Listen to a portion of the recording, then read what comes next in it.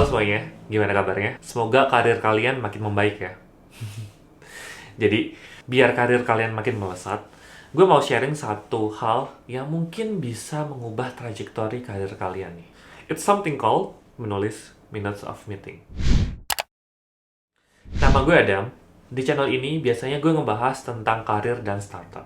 Nah, dan bahasan kita pada kali ini adalah tentang gimana caranya membuat minutes of meeting yang bisa membantu karir kalian melesat. Oke, mungkin terlalu lebay. Tapi kalau dipikir-pikir ya, nulis MOM itu adalah kegiatan yang semua orang itu nggak mau lakuin. Tapi kalau ada yang lakuin secara bagus, everybody will thankful for him atau her. Nah, jadi sebenarnya tuh ini adalah untapped opportunity yang simple, yang sebenarnya itu bisa kalian ambil. Karena orang-orang tuh pada nggak mau ngambil. Tapi buat gue sebagai seorang project manager yang 50% waktunya itu probably buat meeting-meeting, bikin MOM yang bagus itu tuh adalah salah satu KPI gue. Tapi percaya ya, a good MOM itu tuh bisa jadi tanda sebuah meeting yang produktif. Dan juga nih, kalau kalian bisa bikin MOM yang sangat bagus, itu benar-benar bisa ngebantu karir kalian. Karena dengan handle MOM yang baik, lama-lama kalian bakalan bisa dapat dipercaya, dan lama-kelamaan kalian nggak cuman kebagian tugas untuk nulis MOM aja, tapi juga bakalan bisa step up untuk nge-host meetingnya. Makin kalian banyak host meeting, makin banyak tuh chance kalian terekspos ke stakeholder dan bos-bos. You know what happen next lah ya. MOM yang baik itu adalah MOM yang punya struktur. Nah, kali ini kita akan ngebahas bagaimana struktur tersebut dan kira-kira contohnya kayak gimana. Sekarang kita akan lihat di sini nih. Nih adalah MOM example yang gue bikin di Google Docs. Jadi kalau gue biasa bikinnya itu di Google Docs. Dan kalau kalian ngerasa ini cocok buat kalian, kalian bisa aja nanti Indian copy aja template yang ada di kolom deskripsi. Oke, kita bahas satu persatu. Jadi strukturnya kurang lebih itu seperti ini. Ada meeting notes. Jadi di atas nih gue bilangnya biasanya timestamp. Terus kemudian ada attendee, ada objective, discussion, action item, next step, and notes. Jadi sebenarnya cuma 1, 2, 3, 4, 5, 6 simple things ini yang kalian harus masukin ke dalam sebuah MOM. Mari kita bahas satu persatu ya. Yang pertama, timestamp. Ini timestamp jelas.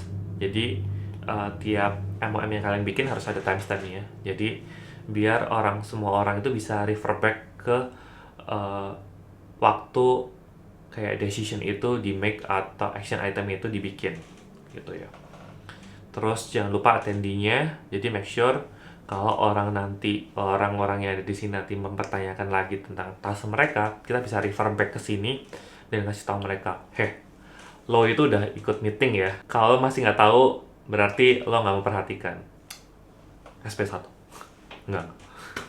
Jadi gitu, maksudnya gitu. Terus kemudian yang kedua adalah objectives. Objektif ini adalah agenda meetingnya. Jadi pastiin setiap meeting itu dia punya agenda yang jelas. Nah, agenda meeting ini yang bikin siapa? Yang jelas ya yang bikin meetingnya. Jadi pastiin host itu juga punya agenda yang jelas kenapa meeting itu dibikin. So, bahasannya itu nggak kemana-mana. Karena kalau dibahas semuanya, itu tuh pasti nggak muat di dalam satu meeting. Makanya harus ada limitation. Oke, itu meeting agenda. Jadi, outcome apa yang mau dibahas di dalam meeting gitu. Terus kemudian discussion. Nah, discussion ini adalah kayak key points yang terjadi di dalam meeting tersebut. Jadi, bahasannya apa, terus kemudian yang didebat apa, yang di make decision apa, decision yang diambil apa gitu. So, pastiin semuanya itu terekam di key discussion ini, key points yang ada di sini. Jadi everybody know kayak sebenarnya waktu itu dibahas apa dan kemudian apa decisionnya. Nah ini kalau nggak ada decision gimana Dam gitu. Nah kalau nggak ada decision berarti kan nanti bakal butuh di follow up.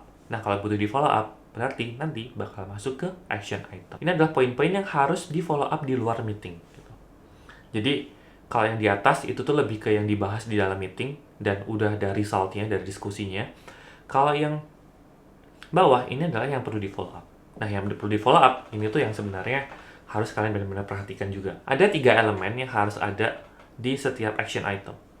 Yang pertama itu ada PIC, kemudian PIC-nya itu harus ngapain, dan yang ketiga adalah deadline. Kenapa harus ada PIC? Jadi kita nggak mau sebuah inisiatif atau sebuah task action kayak gini itu tuh nggak dikerjain, atau nanti akhir-akhirnya dilempar-lempar gitu. Makanya untuk menghindari hal itu, tetap harus diassign orang buat ngerjainnya atau jadi PIC-nya. Jadi biar orang itu juga accountable gitu ya. Jadi nggak kayak semua aja kita ngerjain aja keroyokan, siapa yang ngerjain nanti terserah yang lawang siapa nggak. Gitu ya. Semua harus ada PIC-nya, semua harus ada yang ditunjuk orang yang bisa accountable buat ngerjain hal tersebut. At least jadi orang yang kita tanyain untuk follow up task tersebut. Dan yang terpenting lagi adalah deadline. Jadi jangan sampai kita ngasih task itu tuh tanpa deadline, itu tuh not a good thing. Not a good thing. Karena tanpa deadline, task itu bakalan nggak diprioritasiin. Kalau task ini nggak diprioritasin, ya bakalan nggak dikerjain. So, please bear in mind, semua orang itu punya kerjaan masing-masing, semua orang itu punya task yang diprioritasin masing-masing. Jadi, kalau kalian nggak bisa bikin task yang ada di meeting kalian ini diprioritasin sama orang tersebut, ya nggak bakal dikerjain. So, bear that in mind. Gitu. Terus kemudian ada next step. Nah, next step ini lebih ke follow up dari meeting-meetingnya. Jadi, meetingnya tadi ada agenda. Nah, agendanya apakah sudah selesai dibahas? Apakah ada follow up? Kalau memang agendanya tadi itu ada follow up, nah itu harus dimasukkan ke next step. Jadi, kita bisa expect kayak setelah meeting ini terjadi, next step-nya kita bakal ngapain? Next step-nya mungkin di meeting selanjutnya apa yang akan kita bahas. Ini untuk menjamin kalau kerjaan kita itu beneran moving the needle. Apa sih maksudnya moving the needle itu, Dam? So, moving the needle itu maksudnya kayak kita kan sebenarnya bekerja itu dalam satu sistem yang besar ya. Dan sistem yang besar itu ada tas-tas kecil-kecil, ada roda-roda kecil-kecil yang harus digerakkan agar sebuah sistem itu berjalan. Nah, setiap meeting, setiap task yang kita kerjakan itu harus memutar roda-roda tersebut atau harus moving the needle. Kayak jahitannya itu harus jalan gitu. Agar sistemnya tetap berjalan gitu. Makanya harus ada next step yang benar-benar mereview apakah yang task dikerjakan itu benar-benar dikerjakan atau enggak, dan kemudian impact-nya seperti apa. Nah, itu di next step nantinya. Dan kemudian yang terakhir adalah notes. Nah, notes ini lebih ke kayak footnotes aja. Jadi kayak ini hal yang penting nggak penting. Jadi untuk sebagian orang mungkin penting makanya dimasukkan ke sini, atau sebagian orang nggak penting jadi sebenarnya kalau di skip pun nggak apa-apa. Itu adalah notes di bawah. And that's the structure of the good MOM. Kalau kalian bisa bikin MOM yang bagus, gue yakin 100% karir kalian tuh bakalan juga bisa naik, entah itu langsung atau nggak langsung. Karena makin banyak kamu bikin MOM, makin banyak juga kamu ter-engage dengan project yang sedang berjalan. That's mean, ya kita balik tadi, better awareness, better exposure, yang nantinya bakalan bikin kalian lebih accountable dan juga bikin integrity-nya teman-teman itu naik, dan yang nantinya juga kalian bakalan dikasih responsibility yang lebih gede. Oh ya, dan satu hal, MOM itu dikirim dalam waktu 24 jam ya setelah meetingnya selesai. Lewat dari itu, orang-orang itu udah nggak peduli sama MOM yang kalian bikin. Ini harap diperhatikan juga. Makin cepat kalian kirim, makin cepat task yang kita kasih ke mereka itu jadi prioritasnya mereka. Jadi jangan sampai MOM kalian tuh terbuang sia-sia. Kalian tuh harus bisa ngirimin MOM maksimum itu 6 jam setelah meetingnya selesai. Oke, kalau gitu mungkin sampai sini aja video kali ini. Senin depan langsung dicoba ya. Jadi ini sebenarnya nggak cuma berlaku buat di kerjaan sih. Jadi apapun meeting kalian bisa pakai format ini, yang gue jamin meetingnya itu bakalan jadi lebih produktif, dan hopefully juga bakalan lebih kelihatan impact dari yang kalian lakuin di dalam meeting tersebut. Dan kalau kalian suka dengan video yang kayak gini, jangan lupa subscribe, karena masih banyak hal yang pengen gue share yang semoga bisa bermanfaat bagi karirnya kalian. And thank you for watching, and see you on the next video. Bye-bye. Bye-bye.